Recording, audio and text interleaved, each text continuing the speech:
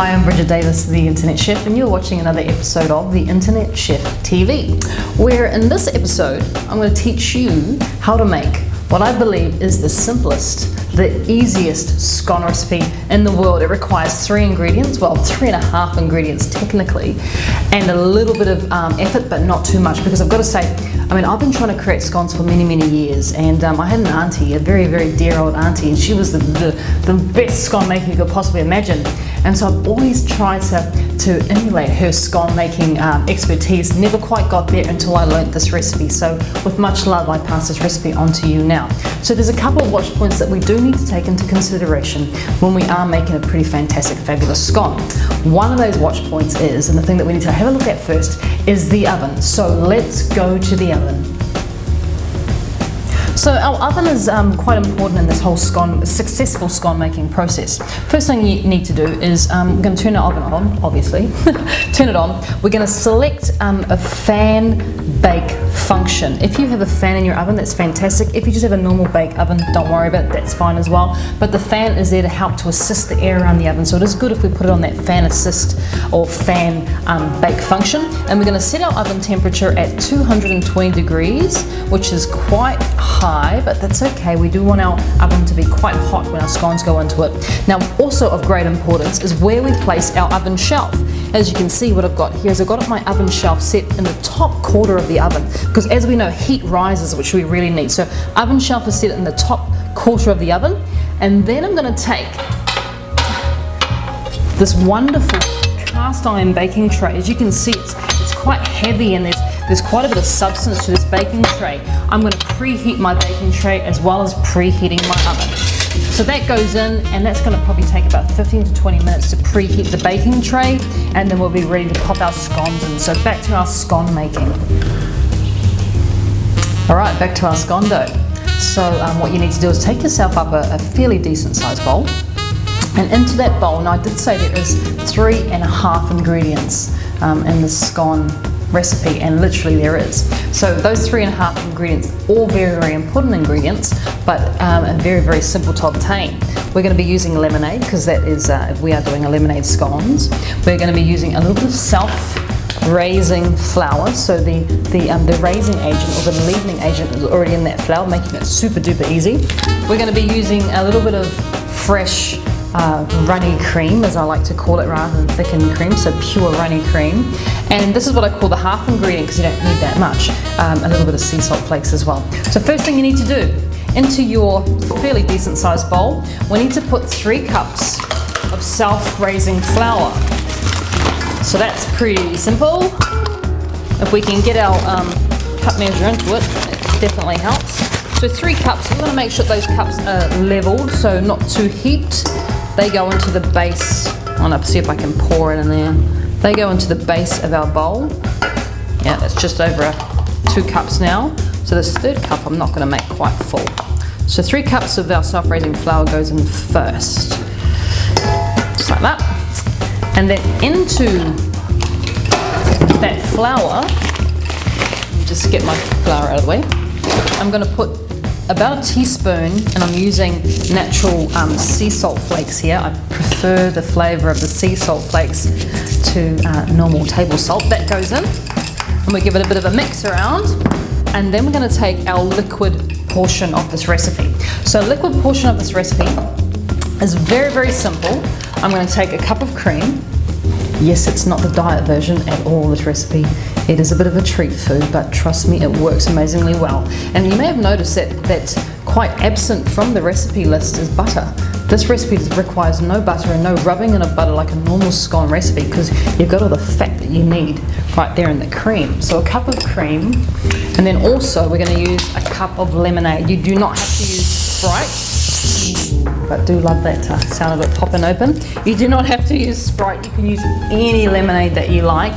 And if you want to maybe even change it out, what I've done before, I've used, if I wanted to make like a raisin scone, what I'm giving you here is a very basic scone recipe. Say you want to make raisin scones, what I've done before is added, instead of the lemonade, I've mixed it out and put ginger ale in there, and put a cup of raisins in as well, and that works fantastically well. So with your lemonade, that can get mixed into the cream. And then all we need to do is make a bit of a well in the center of our flour, just in the center there. And our cream goes in, cream and lemonade, sorry, goes into the flour and salt, right in the middle. And all we need to do is then mix the two together. Now at this point, another really important watch point that you need to take into consideration is that you are mixing very gently and very, very lightly. Scones don't like what we call a heavy hand, so I am using a metal spoon. And the reason I'm using a metal spoon is because it's got a lovely, lovely sharp edge as opposed to a wooden spoon. It's quite thick. So this lovely little sharp edge on the spoon, which almost helps me to cut through that flour and liquid mixture. So I want to do this as lightly and as gently as possible, and I also want to do it with as least amount of strokes as possible as well. So if I can get this all mixed through within, say, under 20 strokes, I'm pretty happy. So I'm kind of cutting through. At the same time I'm cutting through, I'm also folding as well. And what you have there is this dough starting to come together quite nicely. I reckon that's got to be less than 20 strokes. For anyone who's counting, it's got to be less than 20 strokes there. To remove all that wonderful scone dough from your spoon. And now it's hands. We need to add a little bit of hands here. So just making sure your hands are obviously clean first, disinfected, and got some little antiseptic on there would be good too, just to make sure you kill all the bacteria. A little bit of flour, just to flour your hands lightly. And what we're going to do is we're just going to bring this dough together. And once again, I'm working very, very lightly and very, very gently with the dough. I don't want to be too rough, because what happens when I'm too rough is I'm knocking air out of that dough. And so it's not going to be as light and fluffy, it's going to be more gluey. But once the dough has come together, and as you can see, I can now pick it up. If I was to describe the feel of it, it's definitely not wet. It's definitely not wet, but it's definitely not dry. I'm able to pick the whole thing up in my hand, so I know it's come together really nicely. I don't want to handle it too much at this stage, because what you now need to do, we're going to put our bowl to the side, as well as our big wooden chopping board. That's going to go off to the side too. And very, very lightly, I'm going to sprinkle my bench, so just a bit of a light sprinkle of flour on the bench. I want to just leave my dough here. I'm going to leave it to rest, because even though I only handle it very, very lightly, I still work the gluten. And the gluten is those strands within the dough that make something stringy or not, or bouncy or not.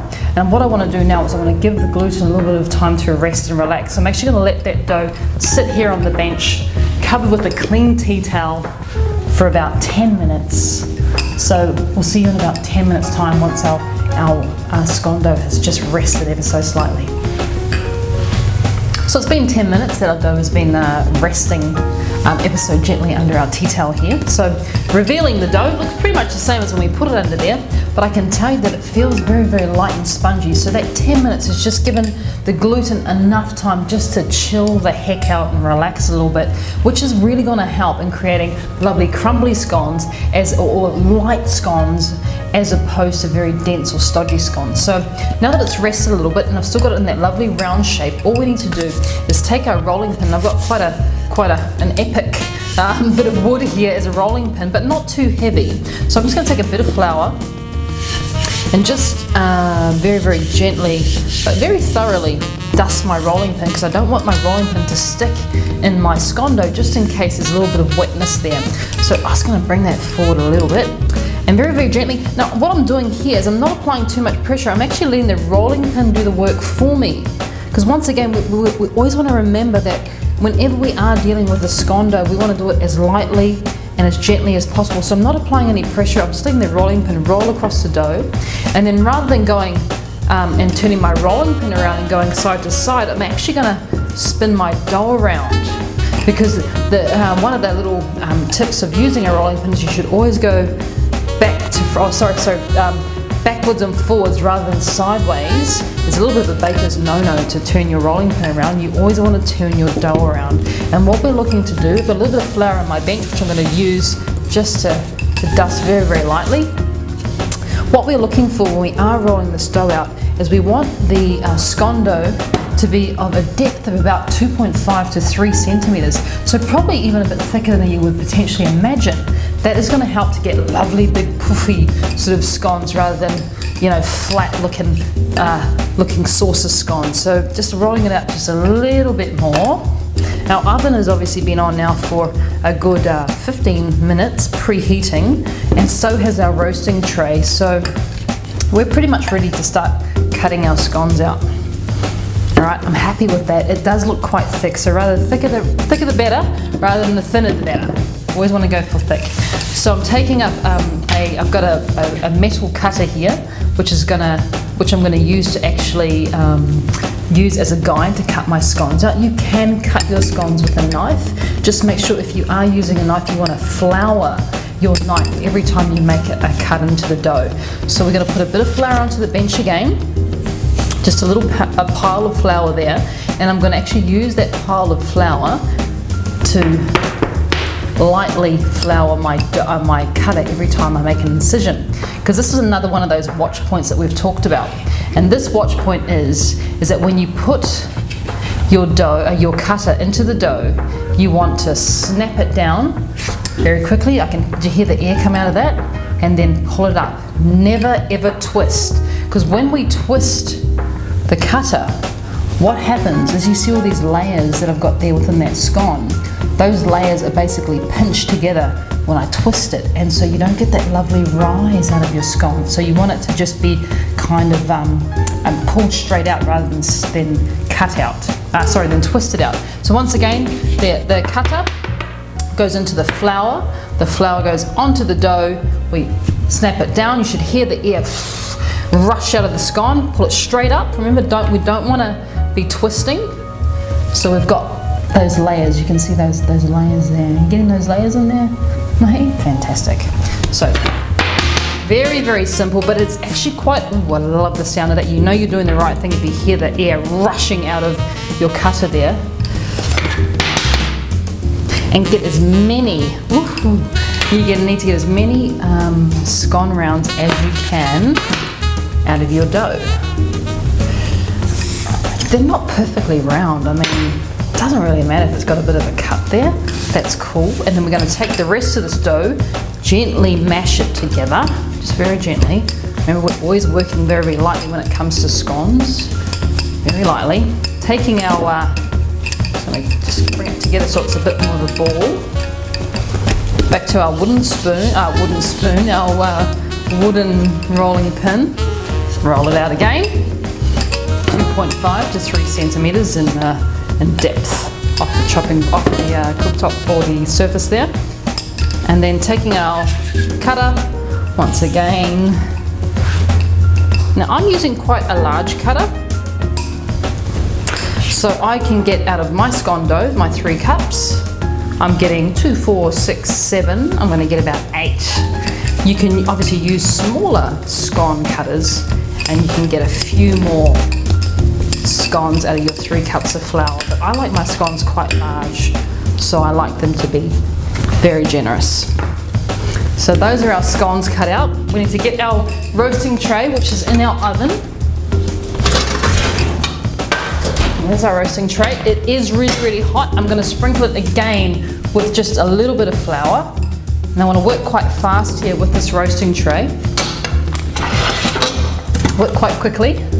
Put my scones in. Now you want your scones, not sure if you can get into here, Mahi, but I want my scones to be touching, because when they touch, they're actually going to help each other to rise. They're going to support each other as they're rising. So you want your scones to be touching each other in the roasting pan rather than being separate. All these little techniques and all these little tricks in getting really, really good scones. And then we're just going to make a little bit of a glaze on top of our scones. So I need, and I think I've got one here, I'm just going to use an egg yolk for my glaze. So just the yolk goes into a bowl. We're going to take just probably about a teaspoon, if that, of cream, just a little of cream. Give it a little bit of mix up. And this little glaze is just going to give you a lovely golden colour on your scones as it's cooking. So just take a little brush and just very gently, very lightly cover the top with this egg yolk cream mixture. Very gently. You don't want too much egg yolk cream mixture on there, just a little bit. I think I've got a little bit too much on that one because I can hear it sizzling on the base of the pan, which is not ideal. But that's okay, we will survive. And then all you need to do is pop your scones into the oven. They're gonna need between 10 to 15 minutes on that oven, 220 degrees. So they go in. I'm gonna set the timer, because I love timers. Where are we? Yep, let's set the timer for 10 minutes and we're gonna come back and have a look and see what's happening with our scones in about 10 minutes time. It's been about 15 minutes, our scones have been in the oven now. Time to take a little bit of a look to see how they're coming along. So I'm just going to take them out, being very careful, obviously not to burn myself. And if you can get into that roasting pan there, Mahey, I've got to tell you that I'm pretty happy with how they've come out. They're lovely and risen. They've obviously supported each other in the raising process as well, because they look quite nice and even, and they look lovely and glazed from that wonderful cream and egg mixture that we brushed over the top before we popped it in the oven. So all that's left to do now, and we all know, we've all heard that the scones like to be eaten pretty much straight and warm from the oven. Well, with this recipe, you have a little bit more leeway, you have a little bit more playtime, whereas these scones are actually fantastic. Even the next day, just heat them up in the microwave for like 10 to 15 seconds, and they're fantastic. They come back to life because we don't have that butter in there that keeps them quite heavy. You know, they're quite a light scone, and they have amazing lasting properties. So we're just going to take them out, and very careful without burning ourselves, pop them onto a wire rack so they can begin to cool. If you look at the base there, they look fantastic. And if I give them a little bit of a tap, you can hear that hollow sound. I'll put it close to my microwave, up to my microphone there. You can hear they're quite hollow, and that's how we know that the scones are ready. So just breaking them off, put them onto our roasting tray. If you've got a problem with them being a little bit hot, of course, you can use your tongs, which I just have sitting next to me. They can go onto your wire rack. And all we need to do now is I'm going to break one open, because I really want you to see how fantastic these scones are. But if you look at this, the height, the absolute height we've gotten off these scones, and that was the last one we put in that we kind of mushed all together, and even that's got fantastic height on it, which is great. So all we need to do now is give them a break, and scones break naturally. So all you need to do is basically pull them apart. I don't know if you got that steam there, but that's pretty fantastic. Oh, they smell delicious. So all that's left to do is eat them. Butter, jam, whatever you want, cream, however you like to eat them. Do it now is all I can say, because they're ready to go. So thank you for joining us. Make sure you come and take a look at the website, which is theinternetchef.biz, and please feel free to come back and join us on another episode of The Internet Chef TV. Thank you very much. Hope to see you again soon.